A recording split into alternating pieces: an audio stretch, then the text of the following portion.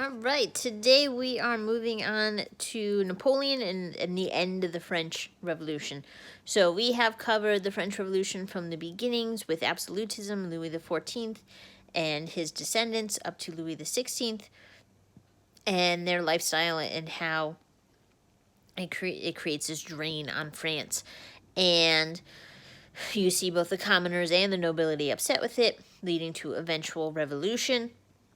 You'll see the Third Estate rising up and creating the National Assembly, that being overtaken by some zealots who will, zealot is like a fanatic, someone who's really pushing the edge, like Robespierre. So they'll lead into the time of the Reign of Terror, which will be that horrific year where thousands and thousands of people will be executed in the name of the state. And eventually everyone will realize that they're crazy, and they will remove them from power. They'll put the Directory in charge, but the Directory itself is not actually very good. You have a lot of people who are looking at different interests for the middle class, but they're not actually dealing with any of the major problems, namely massive debt and massive food shortages. And you'll see to start them, they'll start relying more and more on the military, and that's where Napoleon comes in. So Napoleon Bonaparte was a major general in the French military at the time.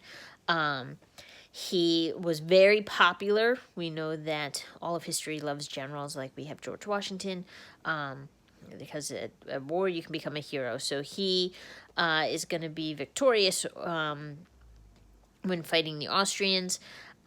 You'll also see him come out very well during a conflict with Britain. And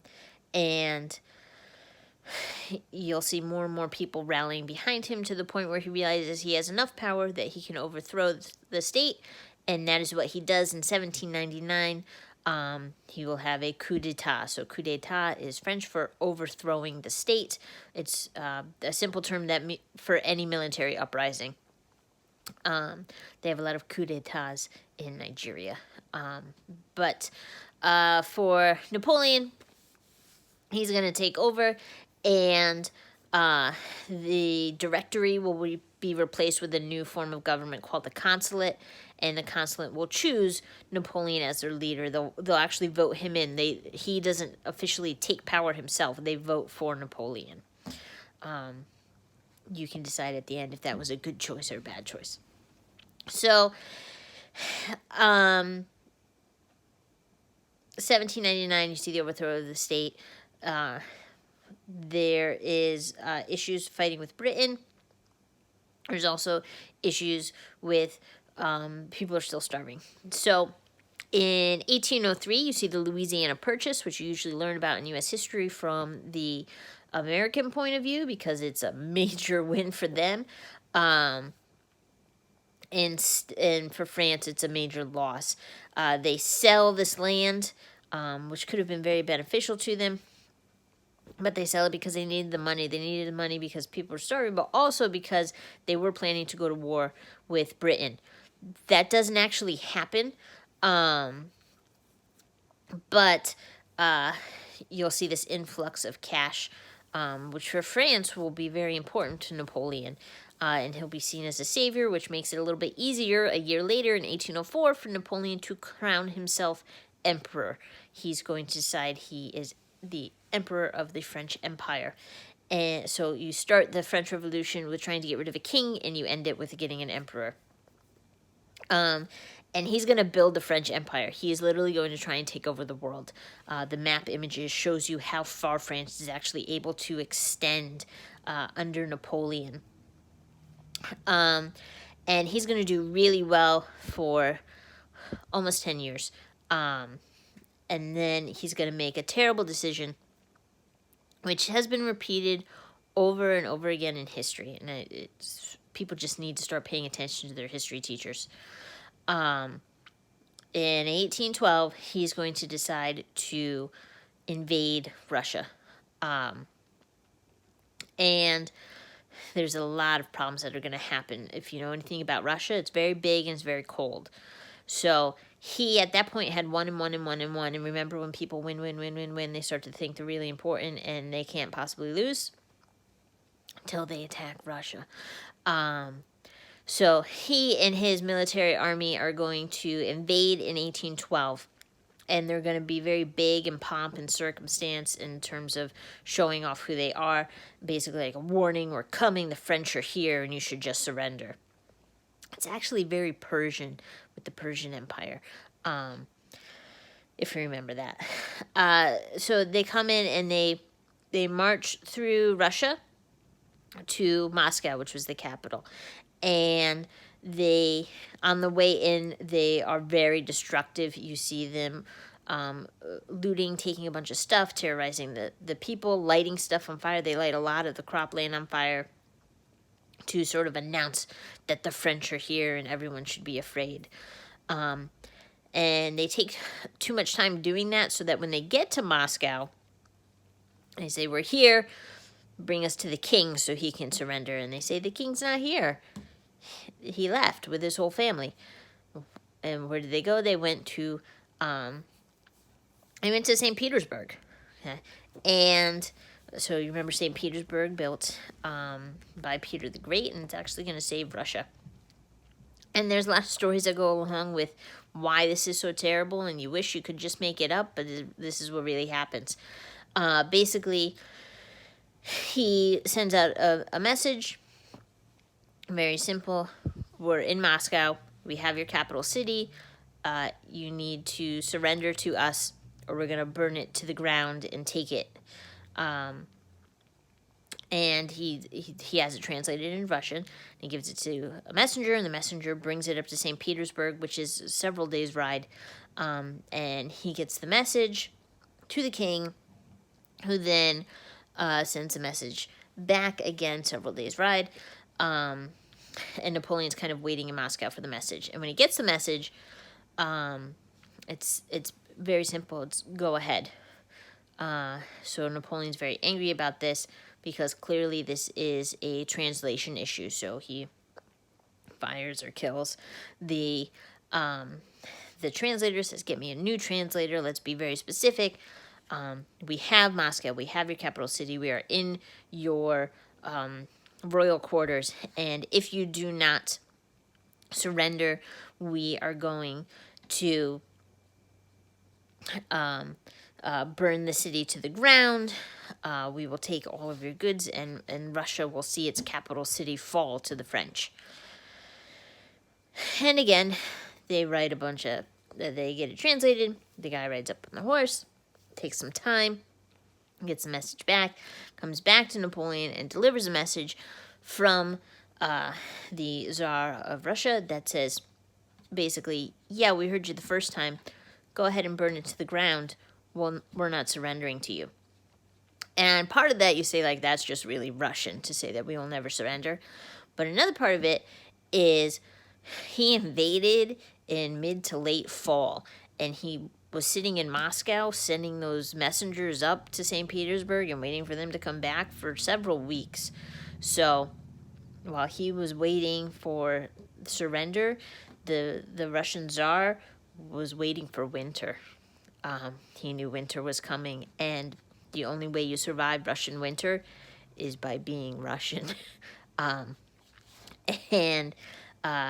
Napoleon's sitting there, and Russia is starting to freeze, and his soldiers are not prepared for it. There's not enough food. Most of the citizens had evacuated Moscow and taken everything with them. So they're sitting there like, you need to leave. And Napoleon has a hard time with that, because that would be his first defeat. And he waits too long.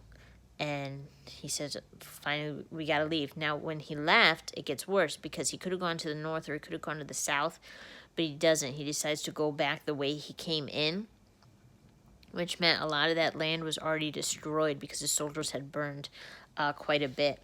So in 1812, he marches in, having control over the largest empire that has been seen in quite a long time. And then a few months later, he marches out, and he will lose a third of his army.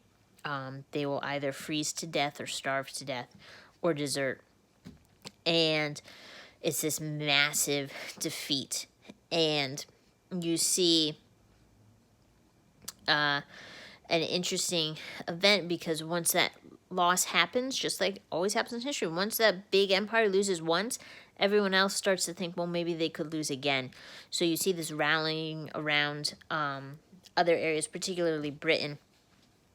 And in 1814, you'll see the French government actually say he needs to abdicate the throne. He can no longer be emperor, and they're going to exile him. They'll send him away to an island to live.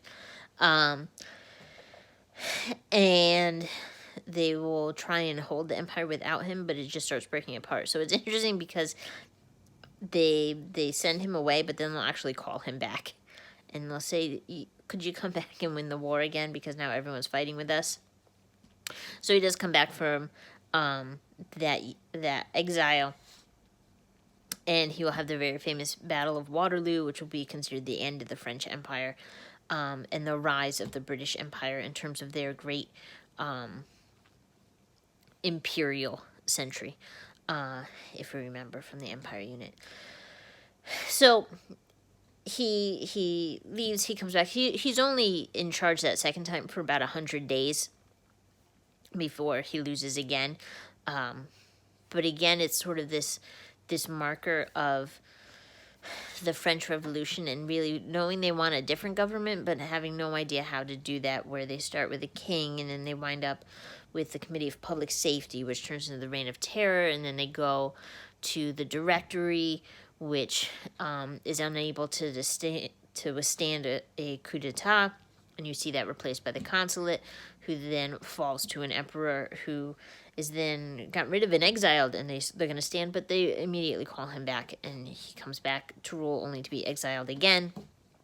And you see France basically going back to a constitutional monarchy after that for another 100 or so years before they switch to a presidency system.